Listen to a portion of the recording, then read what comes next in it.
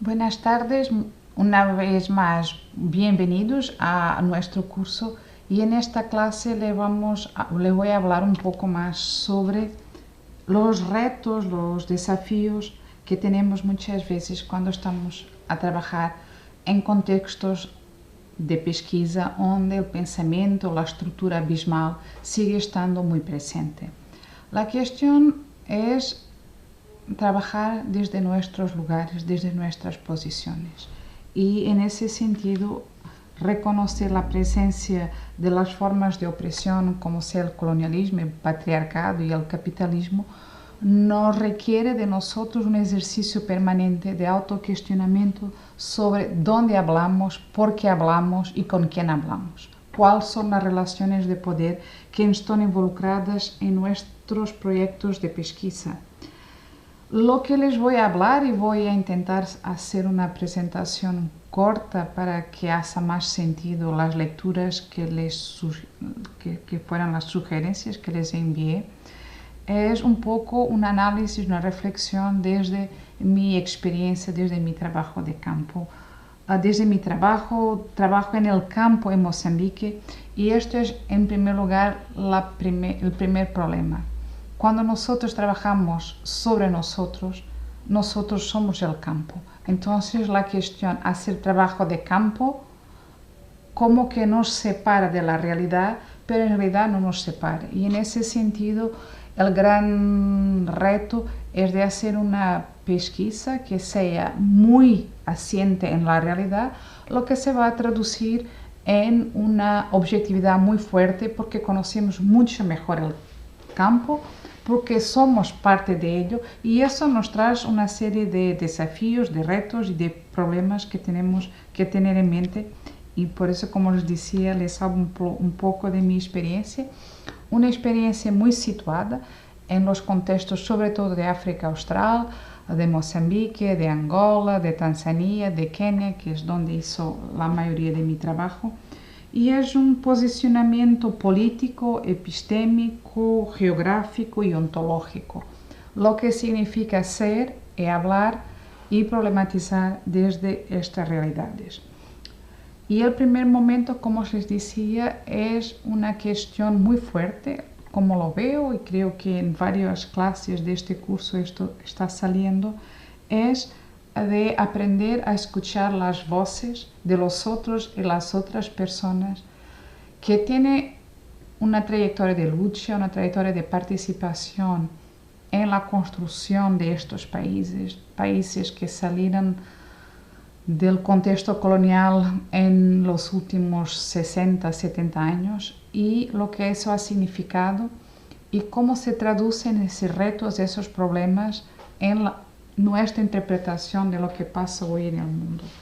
Y esto para mi juicio es muy importante porque todavía funcionamos mucho con la idea que la línea abismal que separa los colonizadores de los colonizados ha construido una estructura única en el sur global. Y eso no es así, el sur global es muy diverso y en realidad el intento de este curso es darle a conocer la diversidad, la especificidad a cada tiempo y a cada espacio de lo que está pasando en estos lugares. Y lo que es interesante es en contextos de África Oriental, que es donde yo soy, es la presencia de algo que se va a ocurrir también en Asia, en América Latina, que son las formas de colonialismo de poblamiento. Cuando, como les hablamos ya, cuando el colonialismo va a construir un sistema que va a reproducir, sobre todo en las ciudades, las formas de funcionamiento política, epistémica, científica que existía en la metrópole, para que los colonos que se están trasladando a estos países puedan en realidad no sentir mucho la diferencia, o sea, ocurre la conquista de la tierra y la conquista de la mente también de los colonizados que están en este territorio. Y esto es el primer problema, es que los colonizados pierden el poder de hablar por sí mismos y de hablar desde sus historias, desde sus epistemologías, desde sus literaturas, desde sus aportes a la ciencia global, porque se transforman en un local sin voz y sin saber. Y por eso les propuse que leeran con atención el Estatuto del Indígena, que es un estatuto que Portugal va a adoptar en inicio del siglo XX y que va a funcionar hasta en teoría legal hasta 1961, que es cuando se inicia la guerra en Angola y el estatuto va a ser abolido, pero en realidad sigue hasta las independencias en la mente de muchas personas. E isso leva a que escritores como, por exemplo, Gungyel Atiwong, Chinua Achebe y un montón de otros digan que en realidad eso fue el gran problema, fue la colonización de las mentes de las personas que están en contexto colonial y que muchos de ellos para desarrollarse, para subir en la vida, van a adquirir un conocimiento occidental y van a intentar de seguir usando esa referencia como importante. Y esto es un problema que todavía sigue en nuestras realidades y si quieren les puedo enviar, están en portugués, pero les puedo enviar algunos textos que hemos estado escribiendo sobre el gran problema de la universidad en contexto africano, es que las universidades van a llegar, las universidades como institución de formación y de pesquisa van a llegar al contexto africano, las universidades modernas, como asociadas al proyecto colonial. O sea, en Mozambique la universidad surge en los años 60, casi al mismo tiempo que va a terminar el Estatuto del Indígena, va a emergir la universidad, pero es una universidad sobre todo destinada a la formación de los sujetos coloniales como nuevos sujetos ya asimilados a la cultura portuguesa y que deberían tornarse buenos portugueses. Entonces, esto no va a funcionar en realidad. En la independencia había muy pocos mozambiqueños se van a quedar en el país con formación superior y la universidad en realidad intentamos de cambiar un poco, pero es muy difícil de cambiar toda la estructura de hacer pesquisa y de repensar lo que es la ciencia, lo que sirven las ciencias y el conocimiento en nuestros contextos. Entonces, los retos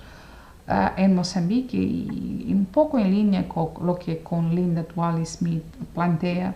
el gran reto es de escuchar las sabidurías, las luchas, los conocimientos, las posiciones de las personas que todavía no se escuchan porque no son consideradas sus experiencias, sus reflexiones no son consideradas importantes porque todavía nuestra estructura científica sigue reproduciendo la estructura científica que separa los saberes científicos como los buenos saberes y los saberes de los otros lados de la línea siguen todavía siendo saberes locales, tradicionales, de campesinos, etc.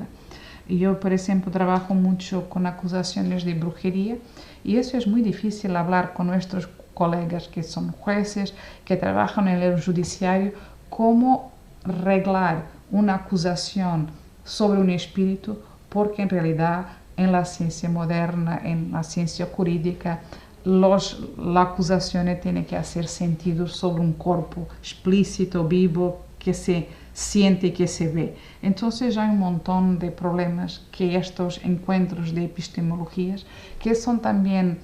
encuentros de ontologías, nos colocan hoy en día. Entonces, como los decía, el primer gran reto es de aprender a escuchar, sobre todo la escucha profunda, una escucha que nos permita en realidad absorber estas otras voces, estos otros conocimientos, estos otros retos que nos colocan y que son retos a una construcción más profunda de nuestra realidad, una historia social y política de nuestra región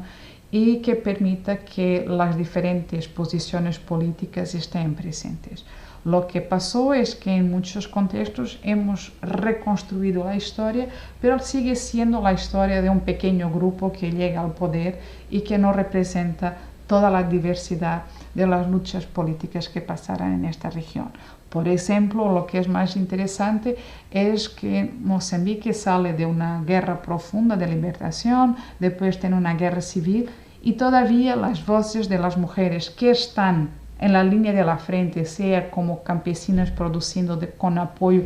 a los guerrilleros, sea como enfermeras, como profesoras, como guerrilleras ellas mismas, no entran ni en la historia, ni, por ejemplo, en los acuerdos de paz. O sea, seguimos con una visión patriarcal y una visión muy colonial sobre cómo hacer las transiciones hasta la paz. El otro reto profundo que se nos coloca es el uso de otras lenguas y otros lenguajes en nuestra pesquisa. Cómo construir una pesquisa que nos permita la introducción de lenguas que no son el portugués. Por ejemplo, en Mozambique 40% de la población habla el portugués como segunda lengua, pero siguen usando 10, 15 lenguas que son las lenguas nacionales. Entonces, ¿cómo hacer pesquisa en contextos donde muchas veces nosotros no somos fluentes con las lenguas que siguen siendo utilizadas? Y esto nos coloca un montón de retos, que es la formación de los traductores, cómo hacer confianza en los traductores, cómo aprender esas lenguas para controlar la traducción y entrenar bien el traductor o la traductora para que haga un buen trabajo y nos permitan conocer en realidad lo que está pasando. Cómo usar otros lenguajes, como sea la música, los grafitis, que son también una forma, la escultura. Todos esos son formas de conocimiento que la ciencia moderna separa de las ciencias sociales, las transforma en arte. Pero en realidad eso no funciona así. La otra cuestión, sobre todo en nuestra realidad, es toda la historia oral, la oratura, que es una forma muy específica de construir un texto de forma oral, y cómo hacer una traducción entre el texto oral y el texto escrito. Esto es otra forma compleja y difícil, y cómo hacer una traducción intercultural desde una escucha profunda y desde estos experimentos prácticos con estas personas es muy difícil, porque esto nos coloca la cuestión que nosotros ya no somos el centro, la pesquisadora, pero tenemos que hacer una pesquisa que sea una pesquisa de grupo, una pesquisa que haga sentido también a las personas que están involucradas en la pesquisa, y la relación cambia profundamente, porque el proyecto tiene que ser un proyecto que haga sentido para todos, que beneficie a todos, y muchas veces la negociación de la construcción del proyecto va a cambiar muchas veces el ámbito del proyecto. Y en segundo momento tenemos cuestiones muy interesantes que se nos plantean también, que es cómo construir un resultado que no es el mío resultado, pero un resultado de un colectivo, y que todos y todas participen en este colectivo. Y muchas veces lo que pasa es que tenemos entrevistas orales, cortos filmes, para que sea posible que todos y todas tengan derecho a la voz. Y esto es muy importante, y sobre todo porque nos permite que otros sujetos entren en la discusión. La otra cuestión que yo creo que es muy importante en este sentido, y que se nos plantea desde las epistemologías del sur, es cómo construir en realidad todo esto, la cuestión del derecho a la voz, que en realidad es un derecho a la historia. Es de reconocer nuestros aportes, nuestras contribuciones a lo que hoy pensamos que es la historia de la humanidad en su diversidad, que han sido nuestros aportes, nuestras participaciones, nuestros contributos, y esto nos obliga en todo momento a construir un diálogo, y un diálogo que haga sentido y que de una cierta forma permita no solamente la construcción de una democratización de la construcción del conocimiento, pero también una cuestión de justicia cognitiva, o sea, que las personas se sientan también parte de este discurso como agentes, como sujetos, y no como objetos de la pesquisa. Y este es el gran problema desde las epistemologías del sur, es construir diálogos que hacen sentido y donde todos se sientan al mismo tiempo participantes y activos y al mismo tiempo que puedan entrar en diálogo. O sea, que la ciencia no sea una ciencia extractivista, donde yo hago un elencar de cuestiones que me parecen importantes, pero al revés, que construye las preguntas en diálogo, y en ese sentido muchas veces lo que pasa es que estamos en realidad construyendo diálogos y no entrevistas. Entrevistas son interesantes al inicio, pero es para responder a mi problema. No es para responder muchas veces al problema central de la persona que estoy entrevistando. Y por eso en los diálogos, en las conversaciones, ese problema queda muy interesante, cómo vamos co-construyendo conocimiento desde diferentes perspectivas y muchas veces añadiendo diferentes personas a la discusión. Que esto es un otro reto que muchas veces se coloca, que te dicen que tienes que hacer una entrevista individual, estructurada. Pero, ¿qué pasa cuando una otra persona llega y entra a la discusión y entra en la conversación? Eso es una forma de co-construir conocimiento y es una forma de ir ultrapasando la línea abismal, porque las personas se van entrando a la construcción del conocimiento sobre sí misma y muchas veces nos permite recuperar en realidad la historia en el plural. Y en otro lugar que es también una cuestión muy interesante es que nos permiten introducir y conocer otros conceptos y otras líneas de conocimiento que muchas veces nos pasan un poco despercibida porque vamos con una mentalidad muy fixa sobre lo que queremos. Y esto es una de las grandes cuestiones, es dejarnos sorprender por lo que está ocurriendo alrededor de nosotros, y o sea todos, que las personas se van sorprendiendo unos y unas sobre lo que conocen, lo que no conocen. O sea, no conocer es un paso muy importante para ir a conocer un poco más, reconociendo siempre que nuestro desconocimiento es inmenso y es una plataforma muy importante para ir siguiendo haciendo conocimiento. Entonces, eso yo creo que son los grandes retos que esa pesquisa nos plantea. Muchas veces la pesquisa en el inicio no sigue bien. Es muy difícil construir un proyecto a corto plazo, o sea, cuando te dicen te vas un mes a hacer trabajo. A mi juicio eso no funciona, porque conocer las personas requiere en realidad estar presente, estar en sintonía con sus problemas, con sus debates, y que ellos también conozcan nuestros problemas, nuestras inquietudes. Y esto todo requiere tiempo, requiere un interconocimiento a priori que muchas veces no aparece en nuestros relatorios de trabajo, etc. O sea, hay que pensar en el largo plazo lo que queremos hacer, en el tiempo que queremos. Y las epistemologías del sur en realidad nos ponen mucho esa cuestión del tiempo, sobre la necesidad de escuchar con profundidad, de reconocer a cada momento y a cada espacio lo que está ocurriendo y sobre todo después que sea un conocimiento que haga sentido para todas las personas que están involucradas en la pesquisa. No es solamente una cuestión de devolución, es una cuestión de co-construcción de conocimiento. Y eso nos deja una sensación de plenitud cuando logramos hacer eso, porque nos permite volver siempre a estos lugares de cuales somos también parte al final. Entonces eso creo que es la parte buena de nuestro trabajo. Les deseo la continuación de buen trabajo y creo que les voy a dejar una o dos cuestiones para escuchar desde vuestra posición cómo lo miran la cuestión de la objetividad,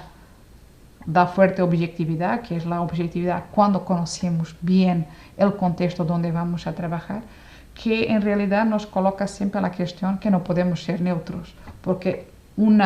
conocimiento profundo nos obliga a tener una posición de poder y de opción en este contexto. Pero creo que hay muchas cuestiones que podemos seguir trabajando. Vamos a tener un conversatorio al final del mes de agosto y les pido que me van enviando cuestiones para el conversatorio para que después podamos trabajar en conjunto un poco más. Gracias y hasta pronto.